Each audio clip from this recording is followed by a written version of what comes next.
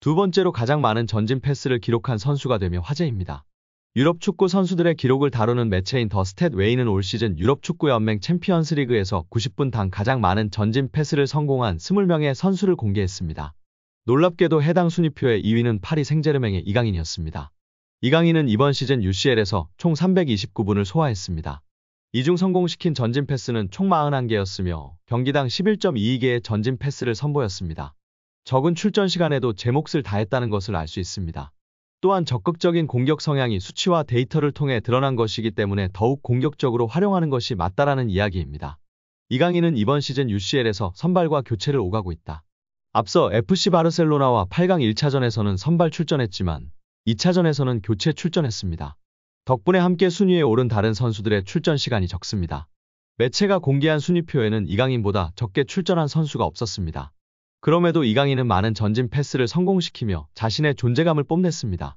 순위표에서 90분당 전진 패스 1위를 기록한 선수는 맨체스터 시티의 로드리였습니다. 총 696분을 뛰며 119개의 전진 패스를 기록했습니다. 이강인의 바로 밑 3위에는 라치오의 루이스 알베르토가 자리했습니다. 642분을 소화하며 71개의 전진 패스를 기록했습니다. 또 하나의 기쁜 소식이 있는데요. 이강인은 앞서 프랑스 리그앙이 선정한 31라운드 2주의 팀에 뽑혔습니다. 이강인은 지난달 28일에 열린 르아프르와 31라운드에서 후반 시작과 함께 교체로 투입됐습니다. 투입 당시 PSG는 1대2로 끌려가고 있었습니다. PSG가 이강인을 투입한 뒤 르아브르가 한 골을 더 넣으며 달아났습니다. 하지만 이후 아슈라프 하키미의 만회 골이 나오며 르아브르를 추격했습니다. 그리고 후반 추가 시간 이강인이 날카로운 왼발 크로스를 올렸고 이를 골문 앞에 있던 곤살로 하무스가 마무리했습니다. PSG는 이강인의 활약에 힘입어 3대3 무승부를 거뒀다.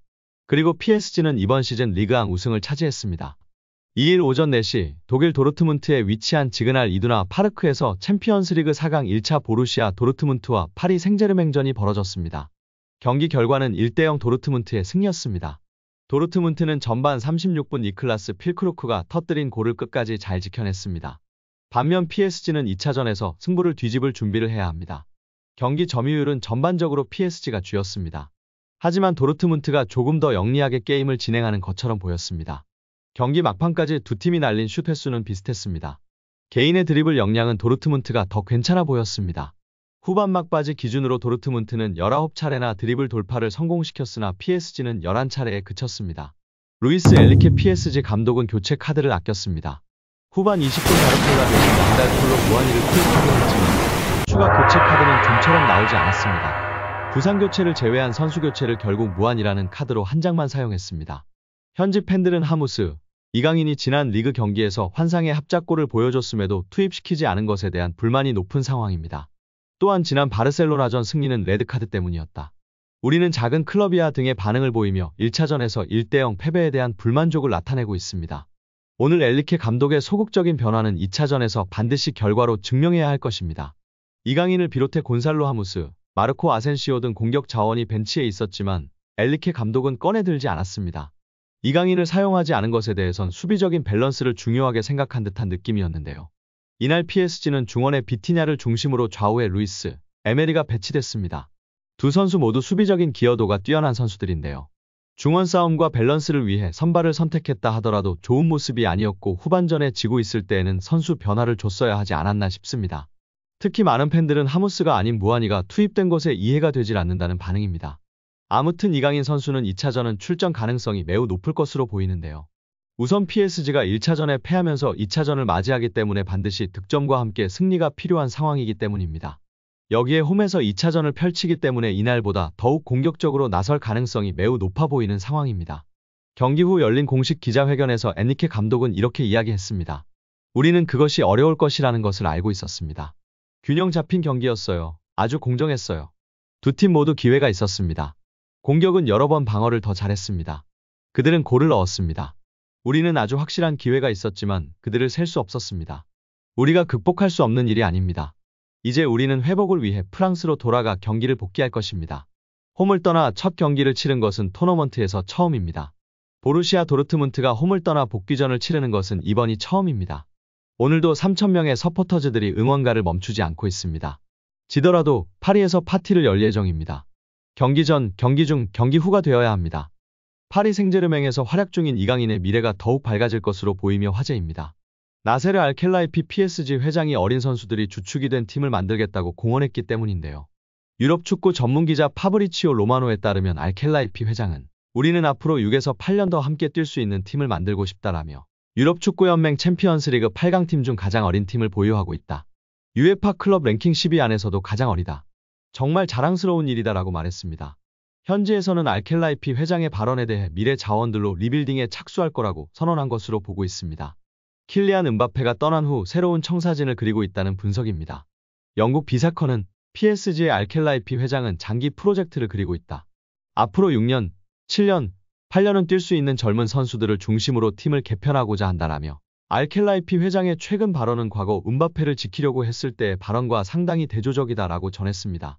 이어 PSG는 새로운 시대를 준비하고 있으며 음바페는 팀 계획에서 점점 사라지고 있다. 레알 소시에다드와의 챔피언스리그 16강전에서 결정적인 역할을 했지만 PSG는 선수들이 음바페가 없는 상황에 익숙해지도록 음바페에게 부수적인 역할을 맡기고 있다라고 덧붙였습니다. 게프폴뉴스 프랑스 또한 알켈라이피 회장은 파르크 데 프랭스에서 새롭고 젊은 장기적인 프로젝트를 강조했다. 레알 소시에다드전에 출전한 PSG 선수들의 평균 연령은 23세 361일로 챔피언스리그에서 구단 역사상 최연소 선발 명단이었다. 경기 후에도 알켈라이피 회장은 라커룸을 찾아가 선수들에게 부담 갖지 말라고 격려했다라며 현재 PSG가 리빌딩에 돌입했다고 설명했습니다. PSG의 최대 목표는 챔피언스리그 우승입니다. 프랑스 내에서는 적수가 없지만 유럽 무대에서는 힘을 쓰지 못했는데요. 2019년도 시즌 준우승이 가장 좋은 성적이었습니다. 알켈라이피 회장은 급하게 도전할 생각이 없습니다.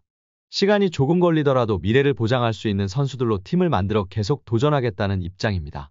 RMC 스포츠에 따르면 알켈라이피 회장은 선수들은 매 경기 승리를 원하지만 현실적이어야 한다. 우리는 팀을 구성하는 과정에 있으며 선수들 대부분이 어리다.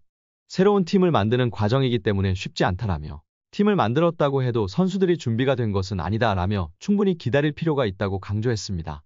회장이 직접 젊은 선수들로 개편하겠다는 뜻을 밝힌 만큼 이강인의 미래도 좀 더 밝아질 것으로 기대되고 있습니다. 2001년생 이강인은 얼마 전 23번째 생일을 맞았습니다. 이강인이 코리안리거 최초로 트래블의 영광을 안을 수 있을지 기대가 모이고 있습니다. 17일 파리 생제르맹은 스페인 바르셀로나에 위치한 에스타디 올림픽 루이스 콤파니스에서 열린 챔피언스리그 8강 2차전에서 바르셀로나에 4대1로 이겼습니다. PSG는 1차전에서 2대3으로 패배했으나 2차전에서 완승하며 합계 스코어 6대4로 4강 진출에 성공했습니다. 이날 이강인은 후반 32분 교체로 출전해 약 20분가량 경기를 소화하며 승리의 순간을 함께했습니다. 짧은 순간이었으나 패스 성공률 100%, 키패스 1회, 지상 경합 승리 2회, 피파울 2회 등을 기록하며 준수한 활약을 보였습니다. UCL 4강에 진출한 PSG의 트래블 가능성은 더욱 높아졌습니다. PSG는 지난 1월 4일 프랑스 슈퍼컵인 트로페 대 샹피용에서 우승했습니다. 트로페 대 샹피용은 지난 시즌 리그 우승팀과 쿠프 드 프랑스 우승팀이 경기하며 단판 승부로 이뤄집니다. 당시 결승전에서 이강인은 MVP를 차지하기도 했습니다.